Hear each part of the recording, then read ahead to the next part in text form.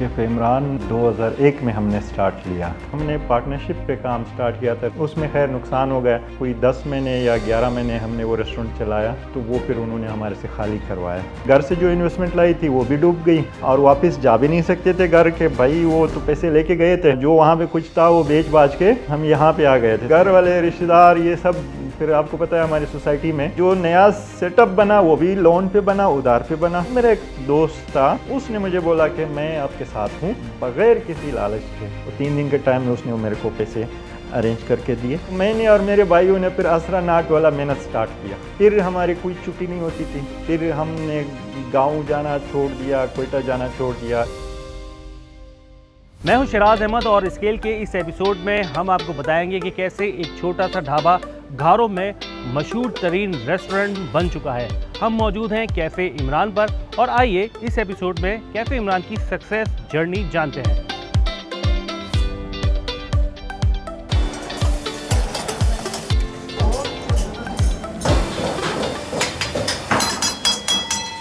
Idea ये कैसे जहन में आया कि घारों में पूरा कराची छोड़ के घारों में आपने रेस्टोरेंट बनाया आके? पता ही नहीं था गारों के बारे में, या इवन मैं तो गारों को कराची समझ रहा था। फिर जो गारों ने या यहाँ के जो लोगों ने इज़्ज़त दी, जो प्यार दिया, जो एक पहचान दी, वो फिर आपके सामने है। अच्छा, रूटीन के बारे में आपके जानना चाहेंगे। जैसे आपने बताया कि जम के मेहनत की, क्या रूटीन होती थी उस वक्त जब आपने अपना रेस्टोरेंट शुरू किया? शुरू में लाजमी बात है, हम भाई ही थे। एक सिर्फ डिशवाशर था और एक तंदूर का, 2 स्टाफ तंदूर के थे और एक डिशवाशर या 2 डिशवाशर होंगे।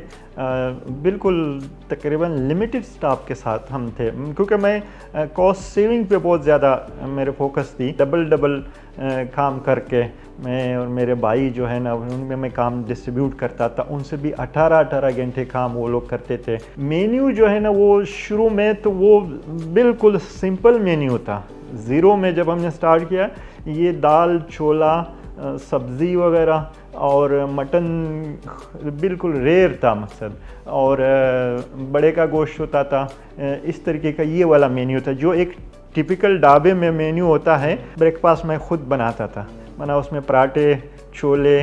मुझे अभी भी याद है, मैं सुबह अजान के वक्त 2 प्लेट छोला बनाता था। एक खुद खाता था, एक कस्टमर आता था, एक उसको देता था, और वो भी मैं कढ़ाई में बनाता था वो छोला। पराठे में बड़ा शौक से बनाता था। चाय हमारी बड़ी क्लास की थी।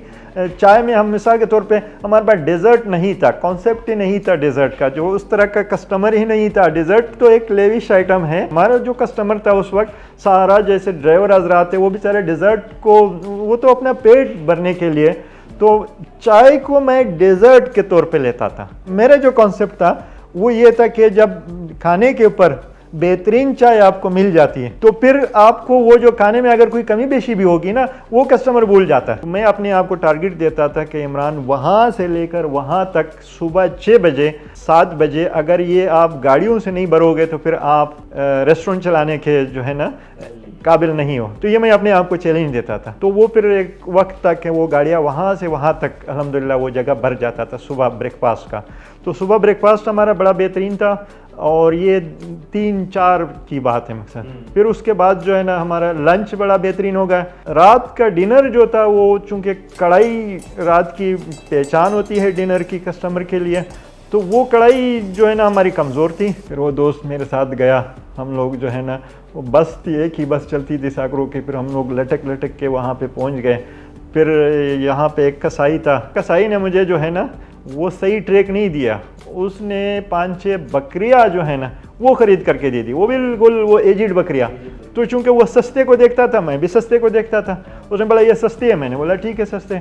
तो वो बकरियों की जब कढ़ाई बनी, मुझे अभी भी याद है, वो मेरे छोटे भाई ने कढ़ाई बनाई थी। कस्टमर के पास जब गई, वो कस्टमर ने वो कढ़ाई उठा के मेरे काउंटर पे रख दी। बोला ये पत्थर की तरह सख्त गोश्त है, ये कैसे कढ़ाई है मकसद। फिर मुझे ये समझ में आ गई कि ये बड़े बकरे नहीं, ये 10-11 किलो के बकरे होते हैं ये कढ़ाई के लिए। 2009 की बात है। वो इब्राहिम शेफ़ हैं, वो अभी मेरे साथ है। उसके आने के बाद फिर आहिस्ता आहिस्ता वो रात वाला रिदम बन गया, क्योंकि वो कढ़ाई बड़ी कमाल की बनाता है।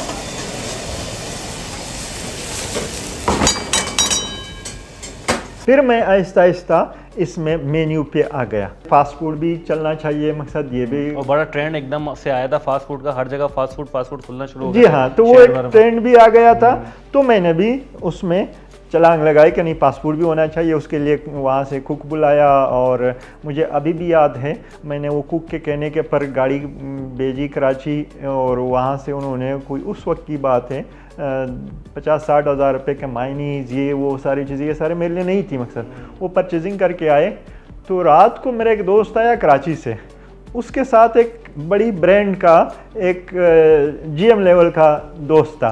तो उसने मुझे बोला कि ये आपका काम नहीं है, ये फास्ट फूड जो है ना, आप अपनी पाकिस्तानी पे रहो। तो मैं उसकी बात से एग्री कर गया। तो मैंने कहा यार ये हमारा काम नहीं है, हम बस उसी दाल और कढ़ाई और उस पर फोकस हमें करना चाहिए।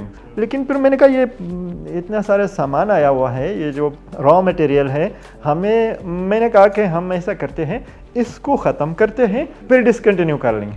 वो इत्तेफाक से ऐसा हुआ कि वो उसके ख़त्म करने के साथ साथ उसकी रनिंग शुरू हो गई। मैं ये कोशिश करता था कि हम जो भी चीज़ दें वो A1 हो।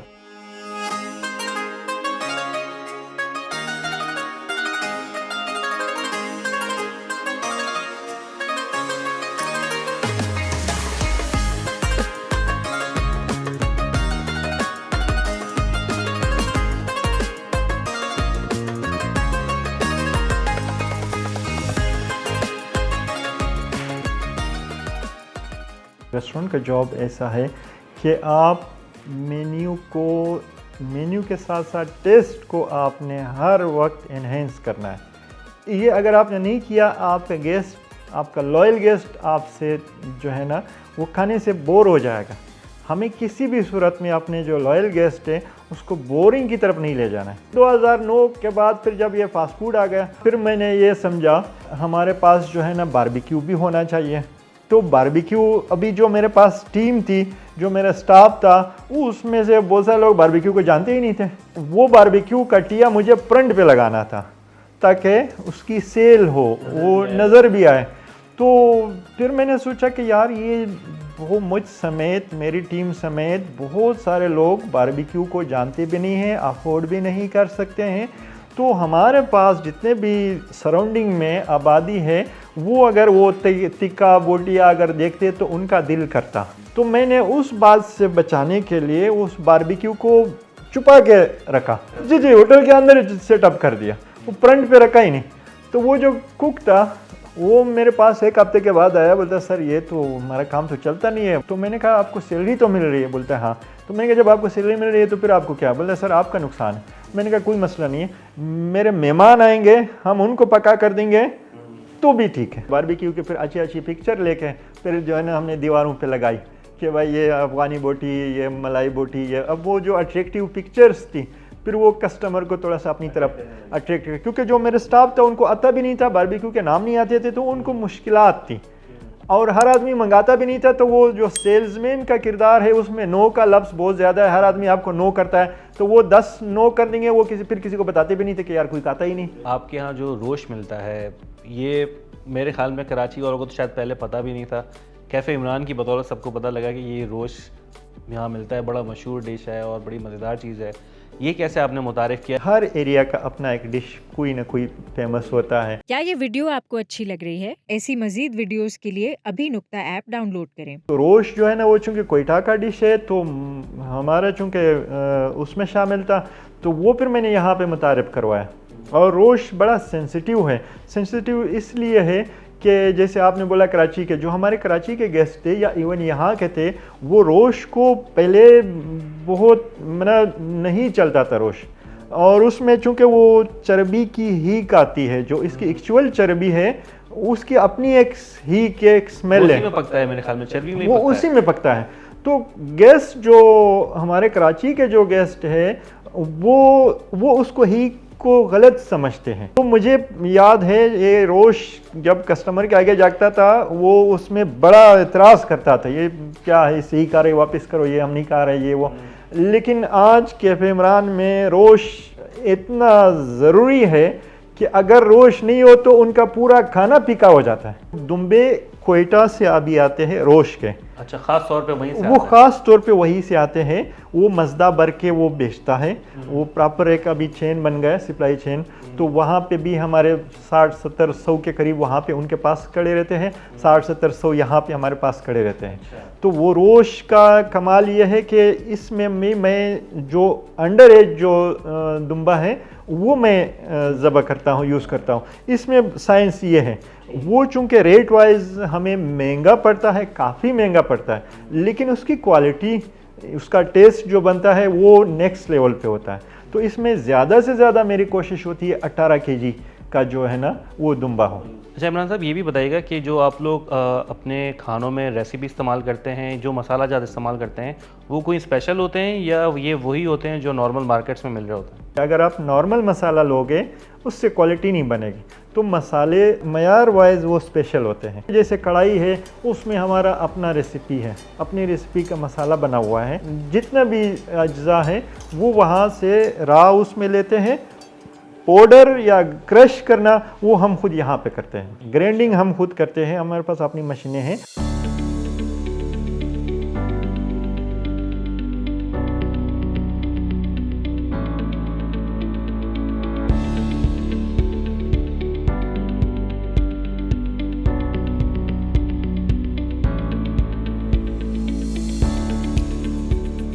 ये जो रेस्टोरेंट आपने बनाया, इसके पीछे क्या कॉन्सेप्ट था और कितना बड़ा ये रेस्टोरेंट है, और इस नए रेस्टोरेंट में क्या ख़ास बात है? ये तकरीबन 3 एकड़ पे ये रेस्टोरेंट बना हुआ है। और इसमें सबसे ज़्यादा अहम तो मैंने जैसे आपको बताया कि यहाँ का एम्बियंस, यहाँ का इन्वायरमेंट और खुला माहौल है। और मैंने इसमें ग्रीनरी पे ज़्यादा फोकस किया हुआ है कि ये चूँकि शहर से बाहर है तो ये रेस्टोरेंट के साथ साथ ये फार्म हाउस का लुक दे दे। लोगों को एक वो फीलिंग आए कि जैसे हम एक फार्म हाउस में आ गए। इंडोर हमारे पास एयर कंडीशन माहौल है, वो आप दिन को एसी में वहाँ पे बैठ के एंजॉय कर सकते हैं खाने को।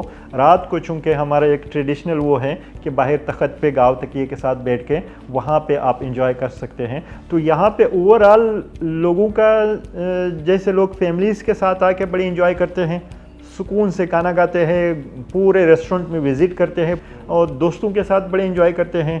और बिज़नेस जो कॉरपोरेट लेवल के लोग हैं वो यहाँ पे अल्हम्दुलिल्लाह बड़ा अच्छा अपने जो रूटीन के दावत है वो खाते हैं एक दूसरे के साथ। और सबसे ज़्यादा ये है कि मैंने यहाँ पे एक 150 लोगों का एक बिज़नेस, उसके लिए कॉरपोरेट लेवल के लिए मैंने एक हॉल बनाया हुआ है। हमारे पास चूँकि यहाँ पे मकली ग्रेवयार्ड जो मकली कब्रिस्तान है, ये चूँकि तारीख़ी विरसा है तो इसको विज़िट करने के लिए बहुत सारे लोग फ़ॉरेन से आते हैं। चाइनीज़ आते हैं यहाँ पे, गोरे आते हैं यहाँ, जर्मनी से लोग आते हैं, जापानी आते हैं।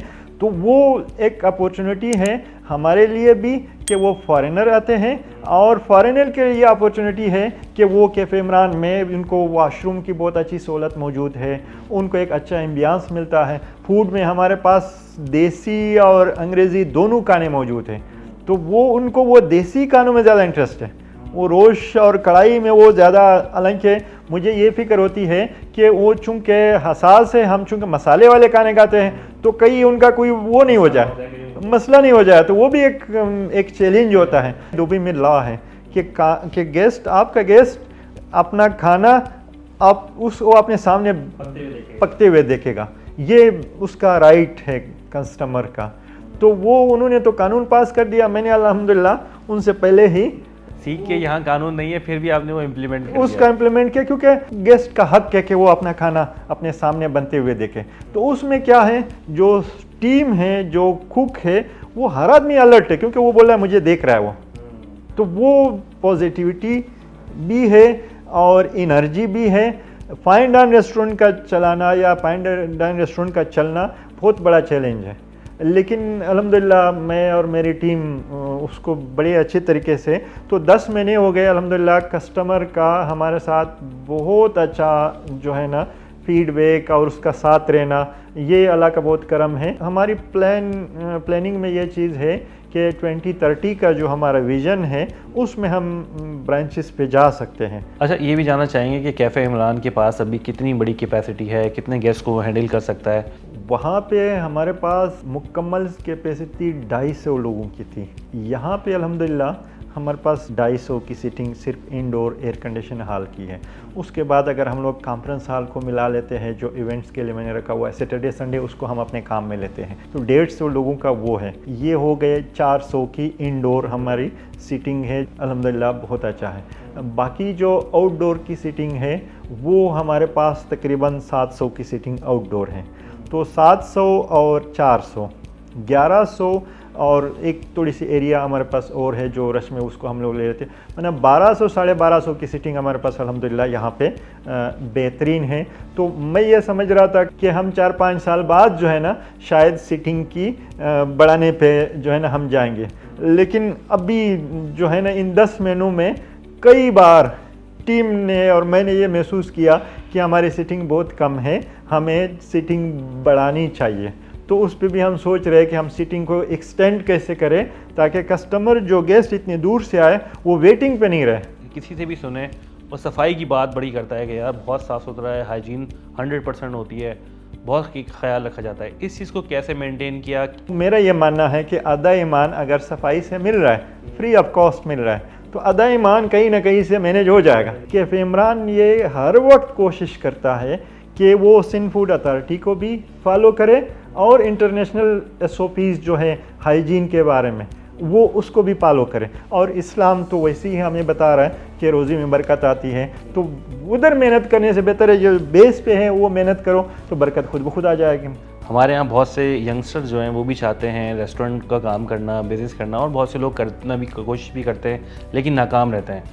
आप उनके लिए क्या टिप्स देंगे? सबसे पहले तो हमारे यंगस्टर जो आजकल वो शॉर्टकट की तलाश में होते हैं, तो शॉर्टकट से चीज़ें बहुत जल्दी आपको नहीं मिल सकती, इनके लिए बहुत लॉन्ग उसमें चलना पड़ता है। दूसरा, जो भी किसी भी काम में आप जाओ, सबसे पहले आप उसको सीखो, इसकी प्रॉपर SOP सीखो, उसके जो कोर्सेज़ है वो करो, या किसी भी इदारे में जाके अलाइन हो जाओ, उसमें मुलाजिमत करो, उसमें उसके बाद फिर अपने सेटअप पे जाओ। चूँकि तजर्बा नहीं होता है, एक्सपीरियंस नहीं होता है, बहुत सारा पैसा लगा लेते हैं और जब वो नहीं चलता है तो हम लोग पीछे हो जाते हैं। और रेस्टोरेंट का काम जो है ना वो इसमें नुकसान बहुत ज़्यादा है, इसमें नुकसान बाकी मेरे ख्याल से प्रॉफिट भी अल्हम्दुलिल्लाह बहुत अच्छा है, लेकिन नुकसान इसका जब नहीं चलेगा तो हर चीज़ नुकसान है। फूड नुकसान, स्टाफ नुकसान, इलेक्ट्रिसिटी, हर चीज़ का नुकसान है।